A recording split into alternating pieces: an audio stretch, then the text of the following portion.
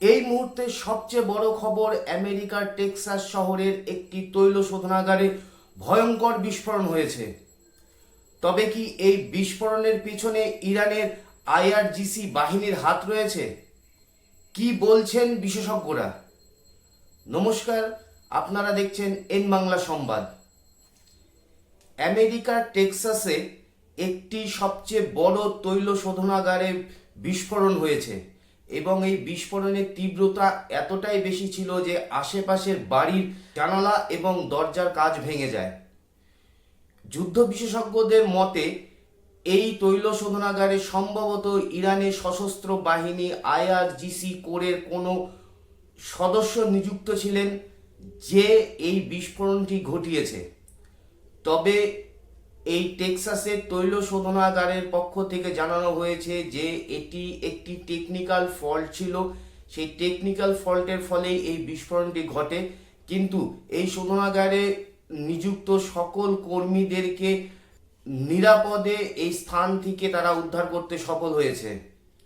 তবে প্রশ্ন একটা থেকেই যায়, আমেরিকা যেভাবে ইরানের বিভিন্ন তৈল শোধনাগারে হামলা চালিয়ে যাচ্ছে, হয়তো ইরানের পক্ষ থেকে আমেরিকার এই তৈল শোধনাগারে হামলা তারই প্রতিশোধ হতে পারে।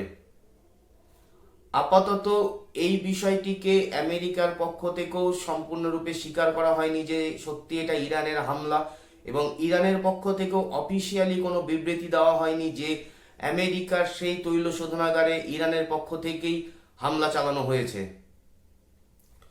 অপরদিকে যেখানে আমেরিকা বলছে যে তারা ইরানে তাদের আর্মিদেরকে মোতায়েন করবে, অর্থাৎ গ্রাউন্ড লেভেলের এবার যুদ্ধ হবে, এই ঘোষণার পরেই ইরানের বিভিন্ন জায়গা থেকে প্রায় 10 লক্ষ যুবক এবং যুবতী নতুন করে ইরানের আর্মিতে যোগদান করেছে। তাদেরকে বিভিন্ন ধরনের প্রশিক্ষণ দেওয়া হচ্ছে। আর্মিদেরকে যে সকল প্রশিক্ষণ দেওয়া হয় সেই সকল প্রশিক্ষণ দেওয়া হচ্ছে তাদেরকে, যাতে গ্রাউন্ড লেভেলের এই যুদ্ধে তারা ইরানের আর্মির সঙ্গে কাঁধে কাঁধ মিলিয়ে যুদ্ধ করতে পারে। এখন এই যুদ্ধে আমেরিকার অবস্থা এমন একটি জায়গায় দাঁড়িয়ে গেছে, আমেরিকা এই যুদ্ধতে তাদের যে মিত্র দেশ অর্থাৎ ন্যাটো ছিল, এবং ন্যাটো ছাড়াও যে আমেরিকার যে সহযোগী দেশগুলি রয়েছে যেমন অস্ট্রেলিয়া, জাপান, তারা সরাসরি আমেরিকার এই যুদ্ধটিকে নিজেদেরকে সেফ জোনে রেখে দিয়েছে। অর্থাৎ এই যুদ্ধটি সরাসরি এখন আমেরিকা এবং ইসরায়েলের একান্ত নিজেদের যুদ্ধ শুরু হয়ে গেছে। এইখানে আমেরিকার পক্ষ থেকে তারা ধরে নিয়েছে, বা আমেরিকা সম্ভবত বুঝতেই পারেনি যে ইরান এইভাবে তাদের মোকাবেলা করবে, এবং আমেরিকার যে পরিমাণে ক্ষতি হচ্ছে, আমি গতকালকের একটা ভিডিওতে বলেছি, এই যুদ্ধের 30 দিনে আমেরিকার অত্যাধুনিক 20টি যুদ্ধ বিমান ইরানের পক্ষ থেকে শাটডাউন করা হয়েছে।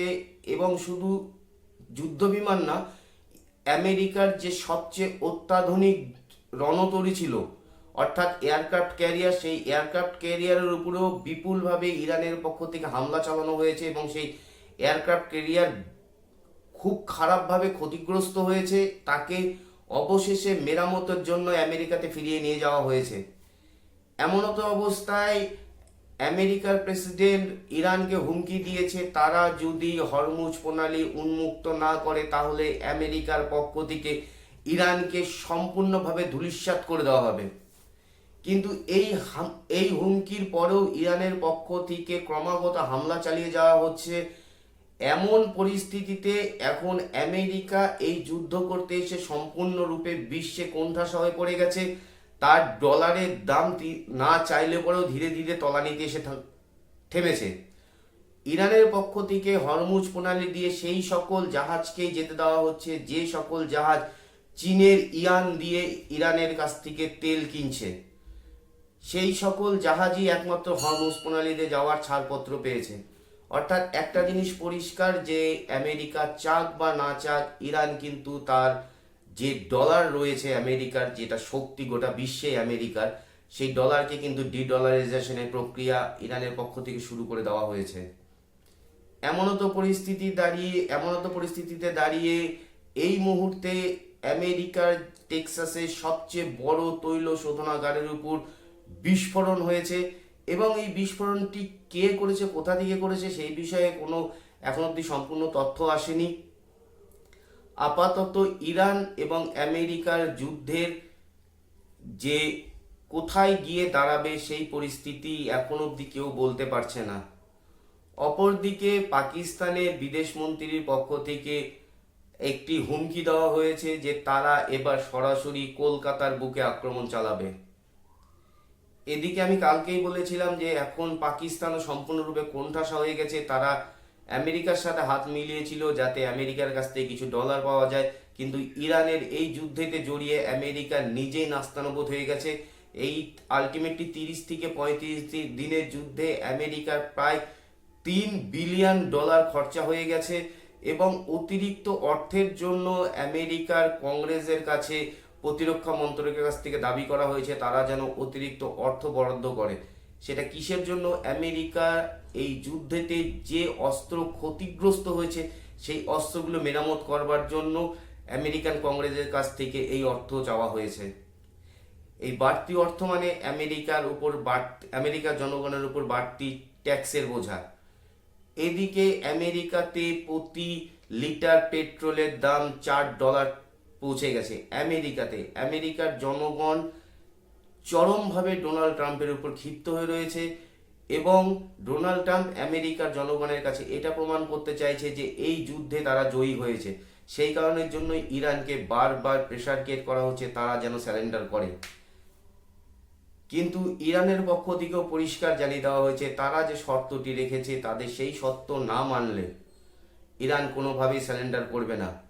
ইরান জানিয়েছে আমেরিকা অযৌক্তিকভাবে ইরানের উপর হামলা করেছে এবং ইরানের যে সকল জিনিসগুলো ক্ষতিগ্রস্ত হয়েছে সেই সকল ক্ষতিগ্রস্তের সম্পূর্ণ ক্ষতিপূরণ আমেরিকাকে দিতে হবে। তারপরেই ইরানের পক্ষ থেকে এই যুদ্ধবিরতিতে বসার চিন্তাভাবনা করা হয়েছে। যুদ্ধের প্রথম দিকেই ইরানের একটি গার্লস স্কুলের উপর আমেরিকার যে মিসাইল হামলা হয়েছিল সেই মিসাইল হামলাতে 167 জন নিরীহ মহিলা পড়ুয়ারা মারা গিয়েছেন। ইরানের পক্ষ থেকে বলা হয়েছে যে প্রথমে আমেরিকা হামলা করে তারপরেই কিন্তু ইরান এই হামলার প্রত্যুত্তর দেয়। আপাতত অবস্থায় যুদ্ধ থামার কোনো দিকই দেখা যাচ্ছে না এবং আমরা অবশ্যই যুদ্ধের উপর নজর রাখবো কি আপডেট রয়েছে। আজকের এই প্রতিবেদনটি এখানে সমাপ্ত হচ্ছে। যদি প্রতিবেদনটিকে ভালো লেগে থাকে তাহলে অবশ্যই চ্যানেলটিকে সাবস্ক্রাইব করবেন।